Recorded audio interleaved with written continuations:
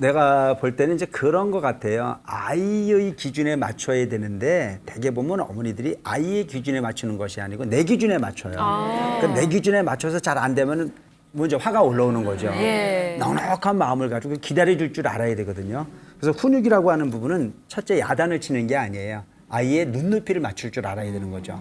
그러니까 우리가 흔히 보면 이제 그 텔레비전 같은 경우에서도 흔히 나오는 것이 우리 아이가 달라졌어요. 뭐 또 이제 동물의 왕국 뭐 이런 부분을 보면 동물들도 집에서 기르는 애완견 같은 경우도 보면은 이유 없이 독을 쓰는 놈은 없어요.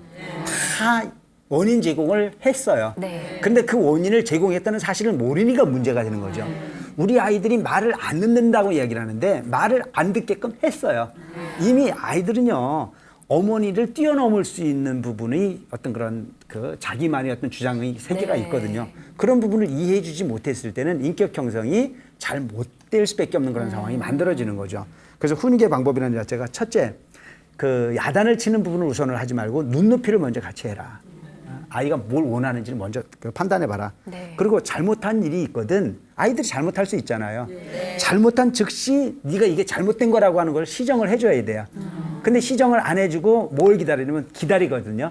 근데 그 아이는 뭘 잘못했는지도 모르고 그냥 가다 보니까 그 잘못을 계속 반복할 수밖에 없는 거예요. 그 부분이 굳어질 대로 굳어지고 난 다음에 나중에 이야기하지. 철들면 괜찮아질 거야. 아니죠. 이미 어느 정도 자기 판단이 만들어지고 있는 상황 속에서 잘못 가는 판단이 있을 때는 어렸을 때라도 반드시 이건 아니야? 라고 말할 수 있을 때 그 아이는 받아들일 수 있겠죠. 근데 대개 보면 그 순간을 그냥 용서하는 겁니다. 아직은이라고. 그래서 7살, 8살 되다 보면 왜 옛날에는 아무 문제가 없었던 거지 지금에 와가지고 문제를 삼느냐라고 하는 부분의 논리를 가지고 저항할 수 있지 않습니까? 우리가 흔히 보면 분재라는 거 있죠, 분재. 분재를 이래 보면은 다 굵기 전에 연한 싹이 만들어질 때 그때부터 이렇게 틀을 잡지 않습니까? 그죠? 그를 따라가지고 이렇게 형태가 만들어지듯이 우리 아이들도 마찬가지인 거예요. 내가 원하는 부분이 있을 땐 그 원하는 부분의 방향을 어느 순간이 됐을 때 그때 바로 잡으려고 해가지고는 바로 잡아질 수가 없다. 길게 야단칠 것이 아니고 단호하게 짧게 야단을 쳐라. 근데 대개 보면 우리 어머니들이 보면 몰아서 야단을 치거든요. 일주일 딱 많았다가 네가 언제 어느 때 이거 하고 했는데 애들은 머리에 들어오는 게 있어요 없어요? 다 잊어버렸어. 내가 언제. 그러니까 서로 부딪히는 어떤 현상들이 만들어지는 부분이고 이것이 아이들 훈육 방법도 그렇지만 부부의 관계도 마찬가지인 거예요. 내가 서운한 게 있거든. 아, 나 이거 서운한 거 있어요 라고 이렇게 딱 지적을 해주면 아, 내가 이게 잘못된 거구나 하는 걸 받아들이는데 꼭 일주일목 한 달목 많았다가 저 쾌쾌 묵은까지 다 끊어내거든요. 그러니까 우리 이제 그 보살님들은 머리가 좋아요 안 좋아요? 서운한 거 저장을 잘 해요 안 해요? 잘해요. 근데 남자들이나 아이들은 그걸 빨리 잊어버려요 안 잊어버려요? 금방 잊어버리거든요. 잊어버리고 난 다음에 옛날 걸 끄집어내면 내가 언제 그랬냐. 본인은 다 잊어버렸으니까. 이런 경우들이 생기는 경우가 왕왕 있습니다. 그래서 아이들을 기를 때 훈육하는 방법이라는 자체는 너무 길게 야단치면 안 돼요. 짧게 단호하게 이건 잘못된 거야. 내 엄마라고 받아들이면 된 거예요. 근데 그 부분을 너무 길게 가지고 가면은 이 야단을 시작할 때 뭘로 시작했다가 끝날 때 뭘로 끝났는지도 모르는 거예요. 그러니까 짧게 단호하게 그렇게 좀 할 필요가 있는 부분이고 그 다음에 사람들이 없는 곳에 가서 좀 단호하게 야단을 쳐야 돼요. 대개 뭐 아이들이 사고 치는 게 언제 사고 쳐요? 손님 왔을 때.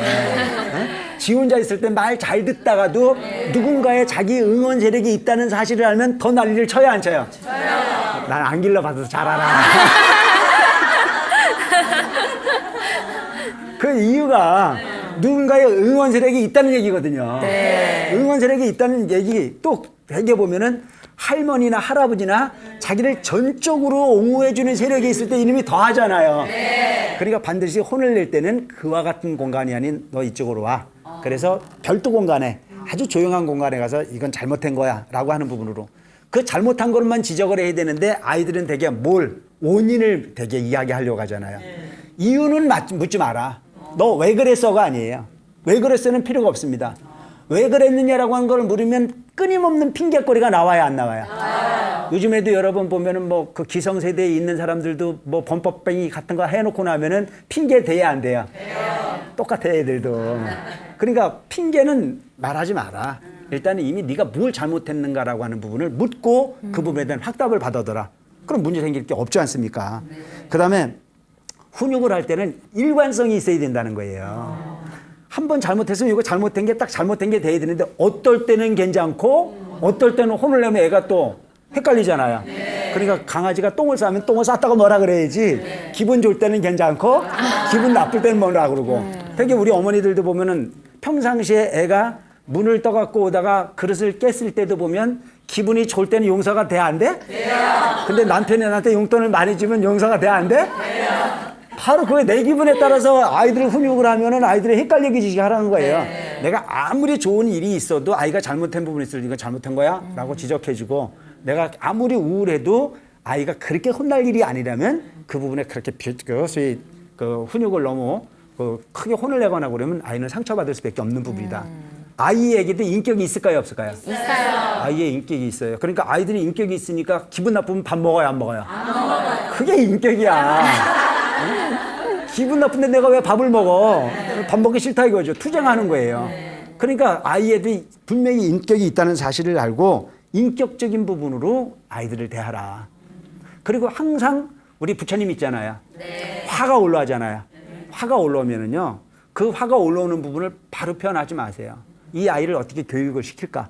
내 기분에 따라서 화내는 게 더 많아요. 아이들이 잘못해서 진짜 화를 내는 것보다는 자기 기분에 취해가지고 화를 내는 경우가 더 많잖아요. 그렇기 때문에 항상 뭐가 필요하냐? 숨 고르기가 필요하다. 숨 고르기가 가장 좋은 게 뭐냐면 관세음보살이에요. 관세음보살 10번만 부르세요. 남편이 열을 받게 하든 누가 열을 받게 하든 뭐 화가 올라올 땐 아이가 손을 썩이든 간에 관세음보살 10번만 하면 화가 내려앉게 돼 있습니다. 화가 내려앉고 난 이후에 숨 고르기를 통해서 아이 양육을 한다면 뭐 편안한 양육이 가능하지 않을까 생각을 합니다. BTN